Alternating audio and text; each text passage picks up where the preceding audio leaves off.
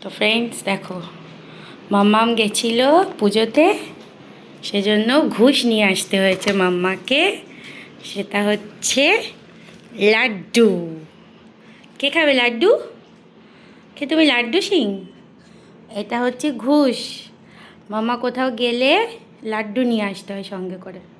মাম্মা ওকে একা রেখে চলে যায়, তাই তো পাপা? অত না একটা। আচ্ছা একটু বনুকে দিই, এই যে এটা হচ্ছে ঘুষ, এটা নিয়ে আসতেই হবে। মাম্মা একা রেখে যাবে আর লাড্ডু নিয়ে আসতে হবে মাম্মাকে, তাই তো? হয়ে গেছে মাম্মা, আর নয়। দেখো কিন্তু ওখান থেকে খাবে না, একটাও খাবে না ও। মাম্মা দিলে তবেই, তাই তো?